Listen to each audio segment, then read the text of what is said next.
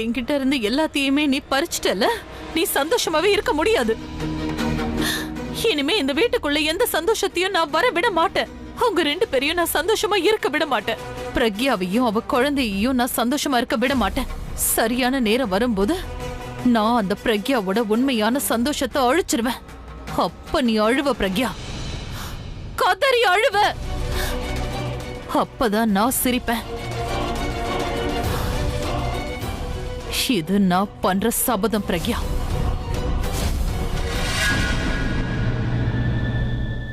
பிரக்யா, இன்னிலிருந்து நீ உன் கனவுல என்னதான் பார்க்கணும். ஏன்னா இனிமே நீ தூங்கும் போது நான் உன் கூடியே தான் இருக்க போறேன். உன்னை பத்திரமா பார்த்துப்பேன். அண்ட் இன்னிலிருந்து உன்னோட ஒவ்வொரு வீடியோலும் வண்ணமயமா இருக்கும். ஏன்னா தினம் காலையில் எழுந்திரிச்ச உடனே நீ என்னதான் பார்ப்ப. உன்னோட பிரேக்ஃபாஸ்ட், பெட்டி, லஞ்ச், டின்னர் எல்லாமே என் கையால தான் வரப்போகுது. No really, I mean it. எல்லாம் என் கையால தான். இப்ப நீ ஒரே ஒரு நிமிஷம் வெயிட் பண்ணு. நான் உடனே போய் இப்படி வந்துடுறேன். எங்க சாப்பிட ஏதாவது கொண்டு வரமா? யாரும் எங்கேயும் போக வேண்டிய அவசியம் இல்ல. நானே கொண்டு வந்துட்டேன். வாவ், சாப்பிடுங்க. thank you. நான் சாப்பிட்டுக்கிறேன். ஏய், அக்காக்கு நீங்களே எல்லாம் செய்றீங்க, ஓகே. பட் எங்களுக்கும் சேவை செய்யறதுக்கு வாய்ப்பு கொடுத்தா என்ன? வேற எதுவும் வேண்டாமா? அங்க கேரா இருந்தா கொஞ்சம் அனுப்பி வைங்க. அவ எப்பவோ தூங்கிட்டா. Okay, carry on. பை. நான் சாப்பிட்டுக்கிறேன். அதெல்லாம் முடியாது. நான் என் வாயால ஊட்டி விடுவேன்.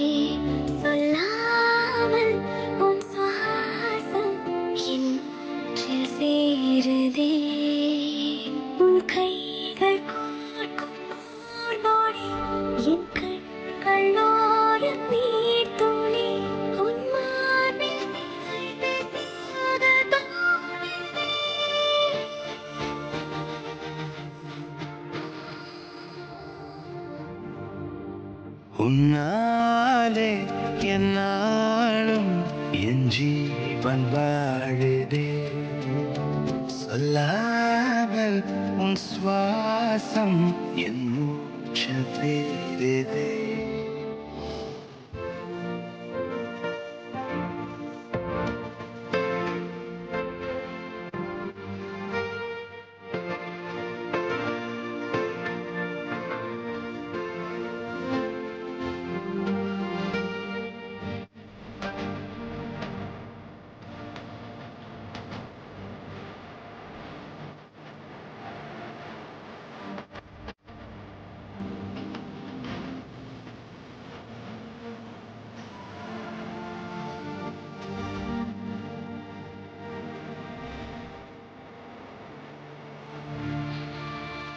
விடுந்தாலும் வானம் இருள் பூச வேண்டும். மடி மீது சாய்ந்து கதை பேச வேண்டும்.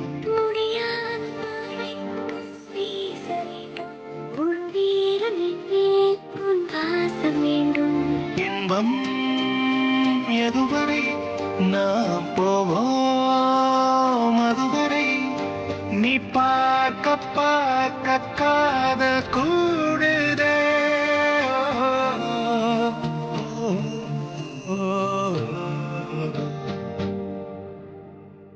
உன்னாலே என்னாலும் என் ஜீவன் வாழுதே. சொல்லாமல் உன் சுவாசம் என் மூச்சு தேடுதே.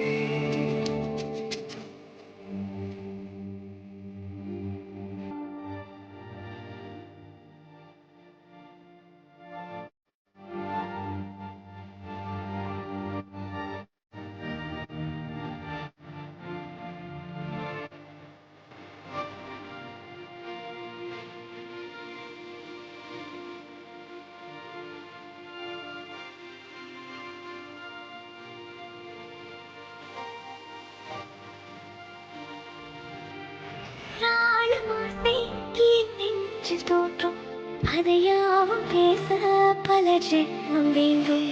ஏழு ஜன்மம் ஒன்றாக சேர்ந்து உன்னோடு இன்று நான் வாழ வேண்டும்.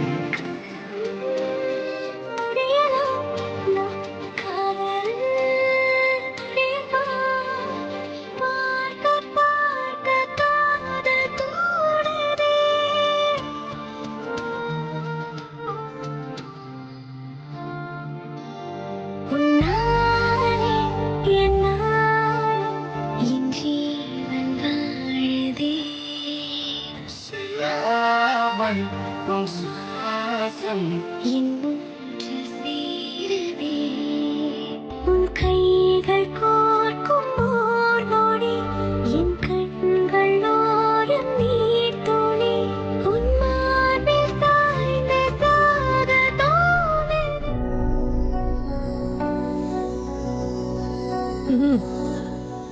அங்க என்ன பாத்துக்கிட்டு இருக்க?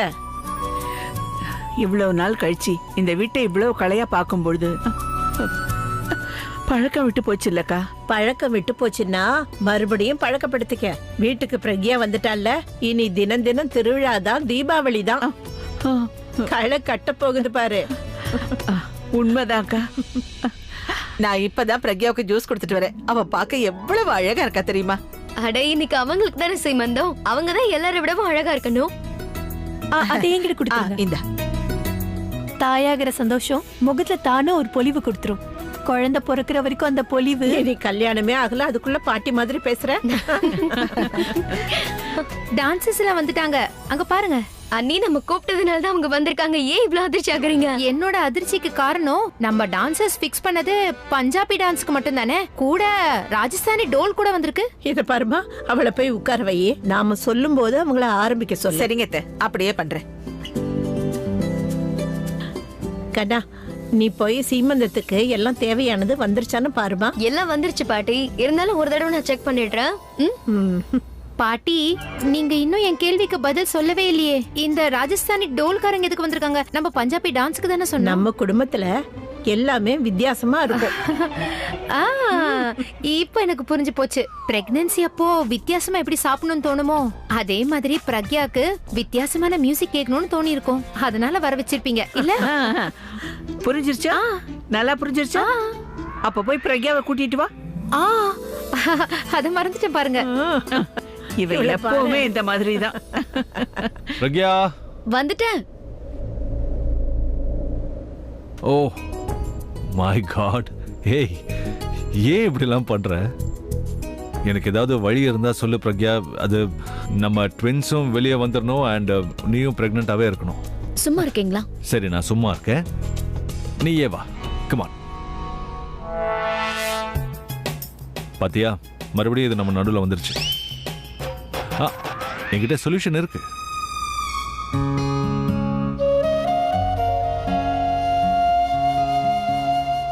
நான் குண்டாயிட்டாலும் அதனாலதான் உங்களால சரியா என்ன ஹக் பண்ண முடியல. ஒருவேளை நீ நம்ம கேராவையும் பிறக்க போற ட்வின்ஸையும் சேர்த்து ஹக் பண்ணணும்னா இப்படி ஹக் பண்ணி பழக்கிக்கணும் இல்லையா? அப்புறம் ஒரு செகண்ட், நீ குண்டாயிட்டன்னு உனக்கு யார் சொன்னது?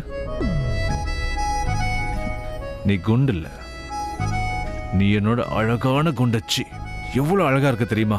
இப்போ எனக்கு உன்னோட பிரெக்னன்சி முடியவே கூடாதுன்னு தோணுது. அப்ப உங்களுக்கு என் பிரெக்னன்சி தான் தெரியணுமா? என் ட்வின்ஸை பார்க்க வேண்டாமா? ஏய், எனக்கு என்னோட ஃபேமிலியை முழுசா பார்க்கணும்.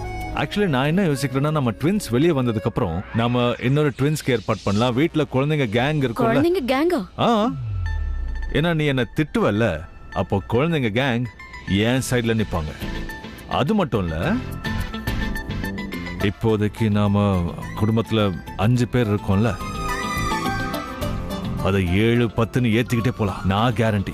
அஞ்செல்லாம் என்னால சமாளிக்கவே முடியாது. என் நிலைமையை பத்தி கொஞ்சம் யோசிங்க. இதுல யோசிக்கிறதுக்கு என்ன இருக்கு? நான் பாத்துக்கிறேன். நீ வர வர என்ன ரொம்ப அடிக்கிற சொல்லிட்டேன். இப்ப நான் தான் அடிக்கிறேன், அப்புறம் கேரா சேர்ந்து அடிப்பா. கியாராவா? ஆமா, அவ சொல்லிருக்கா. ஒருவேளை நம்ம குழந்தைங்களை ஒழுங்கா பாத்துக்கலன்னா அவ வந்து நம்மள அடிப்பேன்னு சொல்லிருக்கா. அவ பாட்டியா மாதிரி ஏற்கனவே என்னை திட்ட ஆரம்பிச்சுட்டா தெரியுமா? அவ என்கிட்ட வந்து அம்மாவை மட்டும் தான் நீங்க கவனிச்சுக்கிறீங்கன்னு சொல்றா. பிறக்க போற தம்பி தங்கச்சிங்களுக்கு நீங்க ஏதாவது டாய்ஸ் வாங்குனீங்களா, ட்ரெஸ் வாங்குனீங்களான்னு போட்டு வாங்குறா. கேரா திட்டினாலா?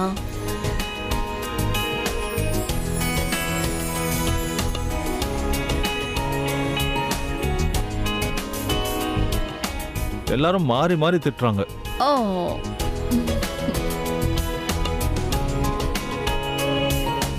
திட்டிக்கிட்டே இருக்காங்க தெரியுமா, அடிக்கிறாங்க கூட. என்னங்க இது ரொம்ப ஓவரா இருக்கு. காதல் ஓவர் ஆகணும்னா ஓவர் ஏதாவது பண்ணி தானே ஆகணும். ஐயோ நிறுத்துங்க, யாராவது வந்துட போறாங்க. நம்மளை பார்த்துட்டு திரும்ப போயிடுவாங்க. ஹாய், உங்க 2 பேரோட ரொமான்ஸ் முடிஞ்சுதா? இப்பதானே ஆனா ஆரம்பிச்சோம். இப்ப முடிச்சுதானே ஆகணும். கீழே கெஸ்ட் எல்லாம் வந்துட்டாங்க, உங்களுக்காக தான் வெயிட்டிங். சீமந்த ஃபங்க்ஷன் ஆரம்பிக்க வேண்டாமா? ஒரு 1 மணி நேரம் கழிச்சு வச்சுக்கலாமா? இல்ல இல்ல வாங்க போலாம். என்ன பேசுற நீ? அது பிரக்யா, உன் சீமந்த ஃபங்க்ஷன் எவ்வளவு களை கட்டுது பாரு. எல்லார் முகத்திலும் எவ்வளவு சந்தோஷம் இருக்கு பாரு. அதோ பிரக்யா வந்துட்டா. இங்க வாமா, ஃபங்க்ஷன் ஆரம்பிக்கணும், டைம் ஆயிட்டே இருக்கு. ரொம்ப அழகா இருக்கடா கண்ணா.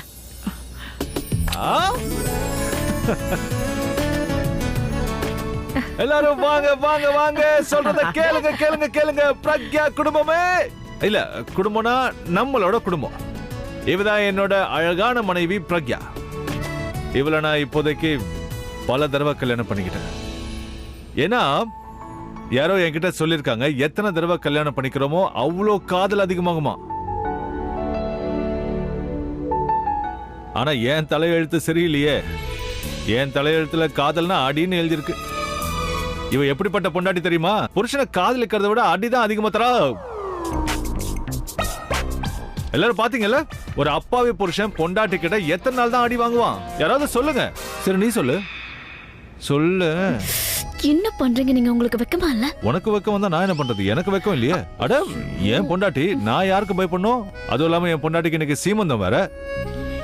சீமந்தத்துல ஒரு புருஷனுக்கு பொண்டாட்டியோட கைய பிடிச்சு இப்படி ஆதரவு கொடுக்கிற உரிமை இல்லையா? இருக்கு. அதுவும் பொண்டாட்டி இப்படி அழகா இருந்தான்னா அவளை கிஸ் பண்ற உரிமை இருக்காதான்? நிச்சயமா இருக்கு. இத்தனை பேர் சப்போர்ட் இருக்கு எனக்கு. அதான் எல்லாரும் இருக்குன்ட்டாங்கல்ல. இது உங்களுக்கே ஓவரா தெரியலையா? ஏய், நான் இன்னும் ஆரம்பிக்கவே இல்ல. என்ன பண்றீங்க? என்ன இவ எப்ப பார்த்தாலும் சொதப்புறா. சரி சொல்லுங்க, இந்த லக்கேஜ் எங்க வைக்கிறது? ஐ மீன் பிரக்யாவை எங்க உட்கார வைக்கிறது? இங்கதான் உட்கார வைக்கணும், வேற எங்க? அங்க போய் உட்கார வை. வாங்க மேடம். சீக்கிரம் போ, கூட்டிட்டு வா. மெதுவா.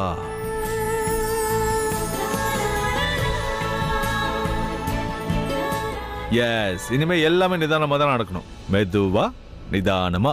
சரி சரி, சடங்கெல்லாம் ஆரம்பிங்க. இல்ல இல்ல, ஒரு செகண்ட் இருங்க. பிறக்க போற குழந்தைக்கு நான் அப்பா, எனக்கு முதல்ல சொல்லணும்.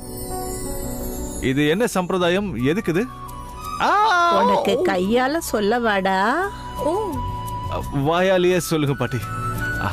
இந்த ஃபங்க்ஷன்ல எல்லா லேடிஸும் வந்து தாயாக போற பொண்ணுக்கு மஞ்சள் குங்குமம் வச்சு ஸ்வீட் ஊட்டி விட்டு ஆசீர்வாதம் பண்ணுவாங்க.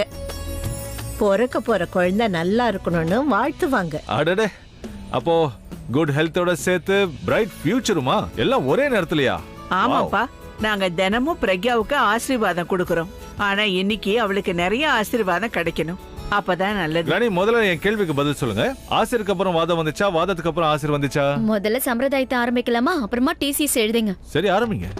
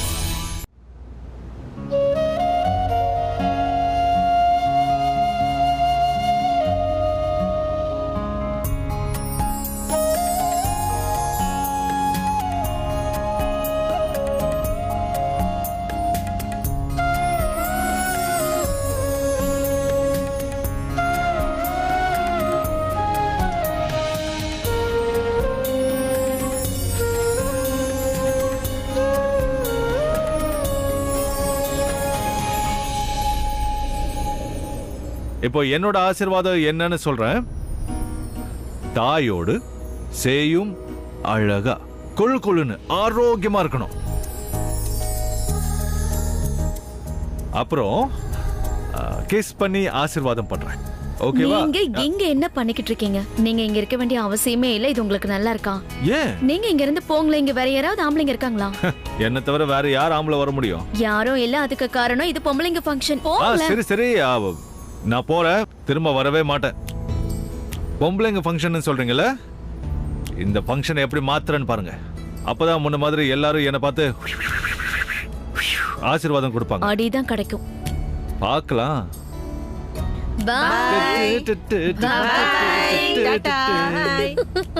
நீங்களாம் எதுக்கு இப்ப நிக்கிறீங்க? வாங்க டான்ஸ் ஆடலாம்.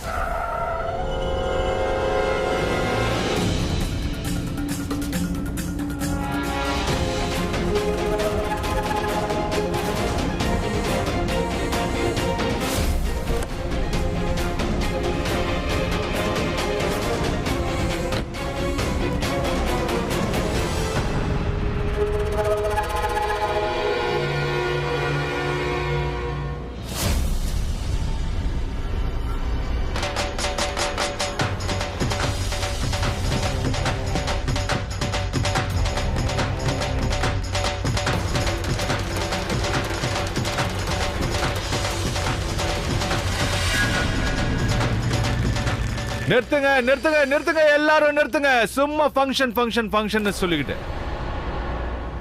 இப்போ இது வெறும் லேடிஸ் ஃபங்க்ஷன் இல்ல, ஆண்களுக்குமான ஃபங்க்ஷனா மாற போகுது.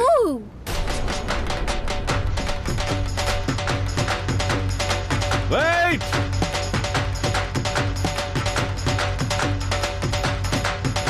அட இருங்கப்பா, நீ என்ன சொன்ன? இங்க ஆம்பளைங்க யாரும் இல்லையா? இப்ப உன் கண்ணால பாரு இங்க எத்தனை ஆம்பளைங்க இருக்காங்கன்னு. பெரியப்பா, நீங்க வாங்க, வந்து ஆசீர்வாதம் பண்ணுங்க.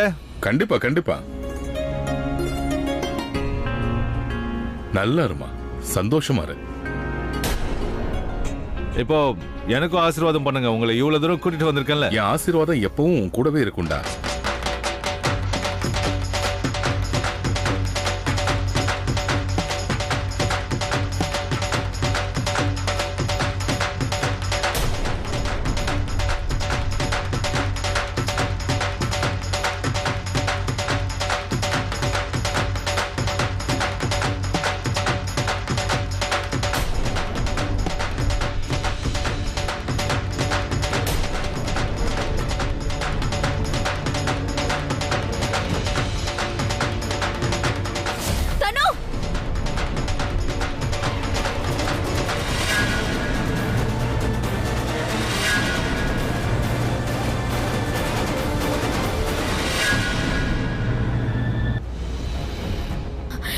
தனுவை பாத்தங்க. அவ அங்க இருந்து நம்மள பாத்துக்கிட்டு இருந்தா.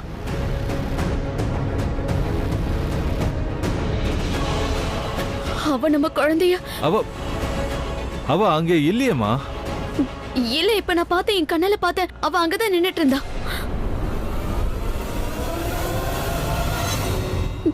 தயவு செஞ்சு புரிஞ்சுக்கோங்க, அவன் நம்ம குழந்தைய. ஐயோ, அதெல்லாம் ஒண்ணும் ஆகாது, நீ டென்ஷன் ஆகாத. ப்ளீஸ் என் வார்த்தையை நம்புங்க. அவ இங்கதான் இருக்கா, எங்கேயோ இருக்கா. ஏமா அந்த அளவுக்கு அசிங்கப்பட்டதுக்கு அப்புறம் யாருமா திரும்ப வருவாங்க?